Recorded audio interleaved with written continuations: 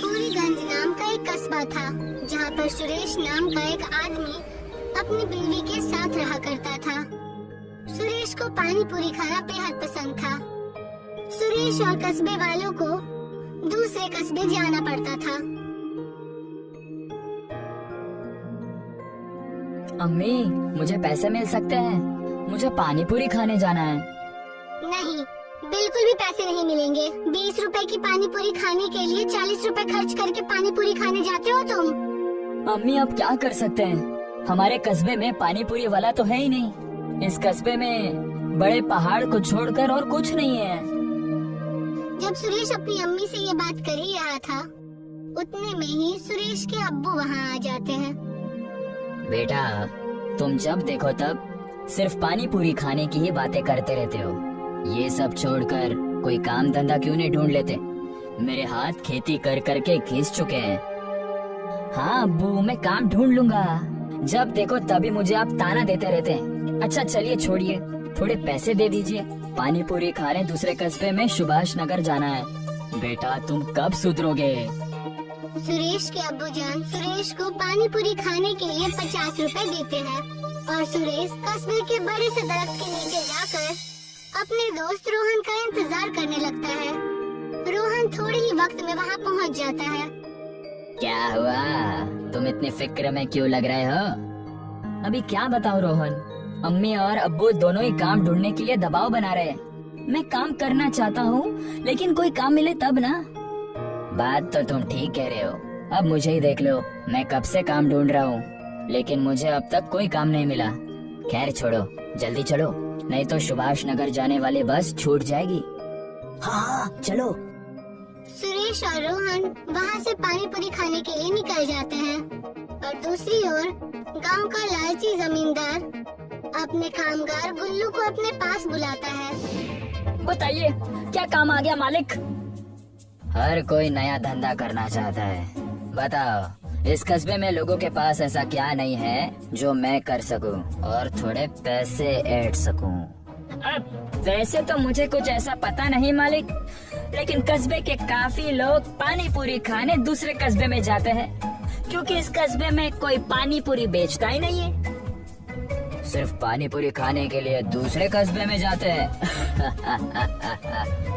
अब आएगा मजा। जाओ गुल्लू, अभी पानी पूरी का ठेला तैयार करो और अभी से पानी पूरी बेचना शुरू करो। और हाँ, ध्यान रहे, पानी पूरी 50 रुपयों के नीचे मत बेचना। सुन रहे हो ना मेरी बात? लेकिन पानी पूरी तो दूसरे कस्बे में 20 रुपए में मिलती है मालिक। हाँ, लेकिन हम 50 रुपयों में बेचेंगे। अब ज्यादा सवाल मत पूछो और जाओ जाकर तैयारी करो। गुल्लू पानी पूरी बेचने की तैयारी में लग जाता है। सुरेश और रोहन पानी पूरी खाकर अपने कस्बे वापस आ जाते हैं। मुझे यकीन नहीं होता कि हम सिर्फ पानी पूरी खाने के लिए इतनी दूर जाते हैं, लेकिन पानी पूरी खाकर पूरी थकान एक बार में निकल जाती। बात तो तुम ठीक कह रहे हो। काश हमारे कस्बे में भी एक पानी पूरी की दुकान होती तो हमें इतना दूर जाना नहीं पड़ता। सुरेश और रोहन दोनों वहाँ से अपने घर के लिए निकल जाते हैं और गुल्लू जमींदार के पानी पूरी के ठेले का पूरा इंतजाम कर देता है। अगला दिन होता है और रोहन और सुरेश एक बार फिर से उसी दरख्त के नीचे मिलते हैं। और रोहन, चलो फिर से पानी पूरी खाने चलते। हाँ चलो, नेकी और पूछ पूछ। तभी वो दोनों पानी पूरी खाने जा ही रहे होते हैं कि उन्हें गुल्लू के ठेले के पास बेहद सारी भीड़ नजर आती है। अरे, यहाँ इतनी भीड़ क्यों है? चलो जाकर देखते हैं। सुरेश और रोहन भीड़ को देखने के लिए जाते हैं। जैसे ही वो दोनों वहाँ पहुँचते हैं, वहाँ उन्हें गुल्लू पानी पूरी बेचता हुआ दिखाई देता है। अरे वाह, ऐसा लगता है कि ऊपर वाले ने हमारी सुन ली। ठीक कह रहे हो। रोहन गुल्लू से पानी पूरी का भाव पूछता है और दोनों ही पानी पूरी का भाव सुनकर हक्के बक्के रह जाते हैं। 50 रुपए? इतना ज्यादा? दूसरे कस्बे में तो सिर्फ 20 रुपए में ही पानी पूरी मिल जाती है।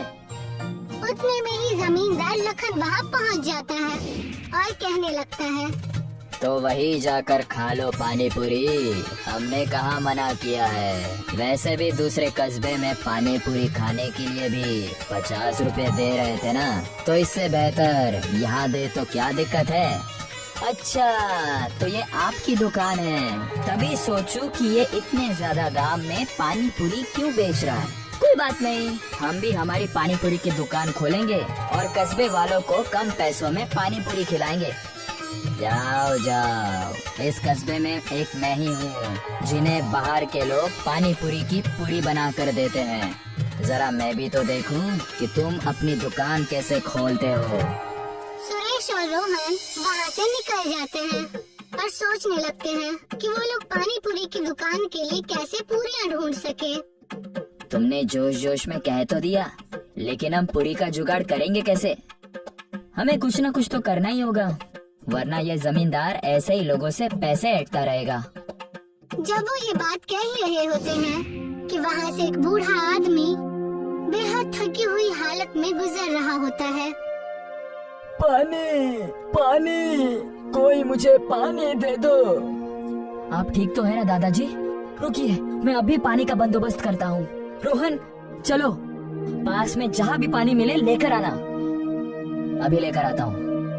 रोहन भागकर जाकर पास वाले घर से पानी लेकर आता है, उस बूढ़े आदमी को पानी पीने के लिए देता है और उनसे पूछता है कि वो इतने थके हारे कहाँ से होकर आ रहे हैं।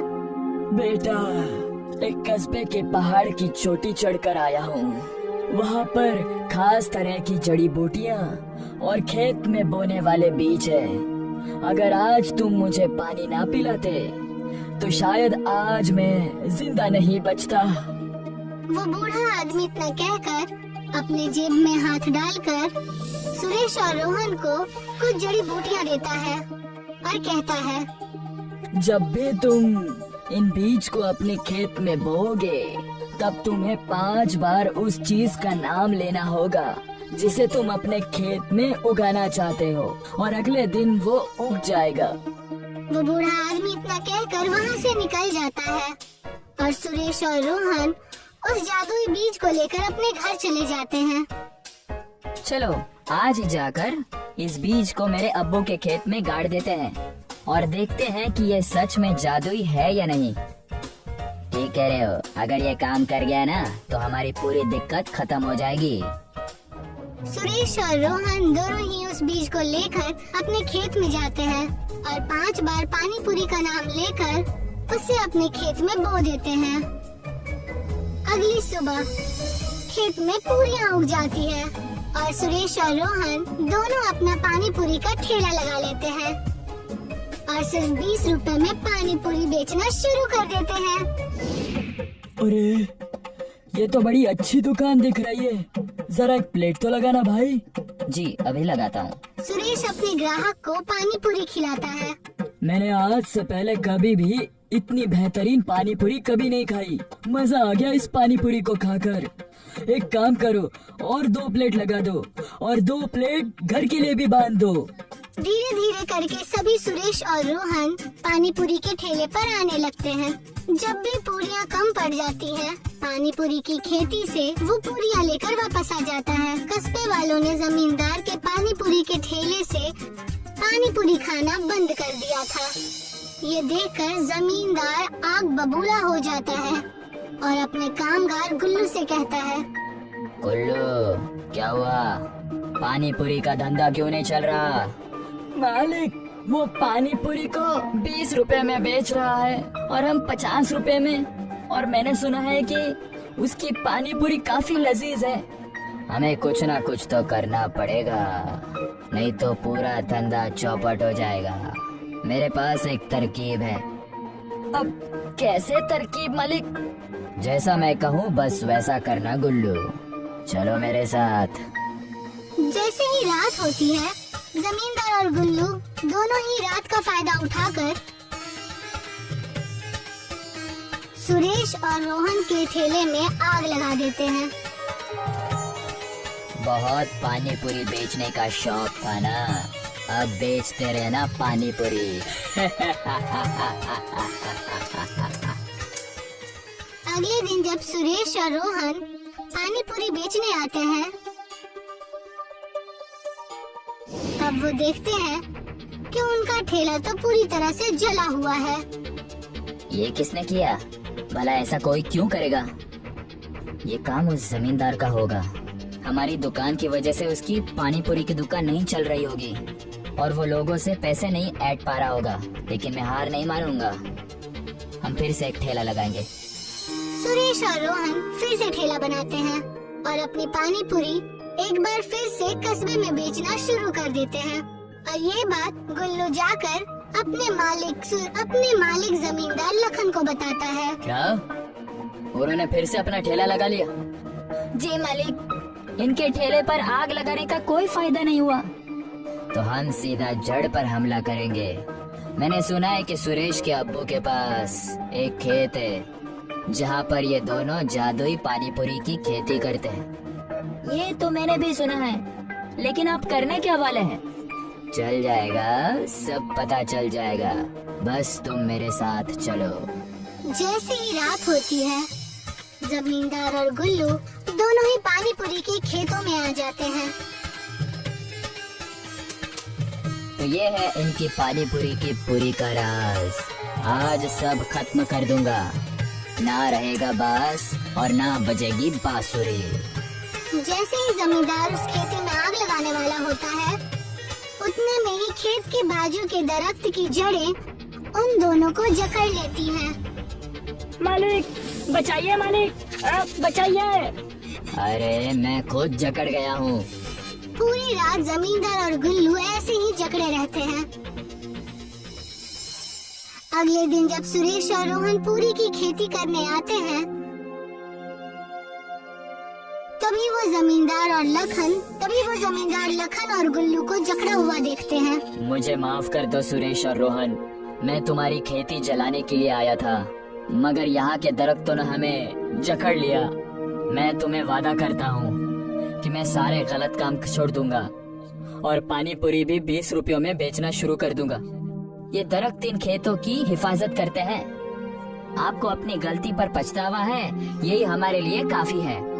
जैसे सुरेश और रोहन जमींदार और गुल्लू को माफ कर देते हैं, वैसे ही दरख्त की जड़ें उन्हें छोड़ देती हैं।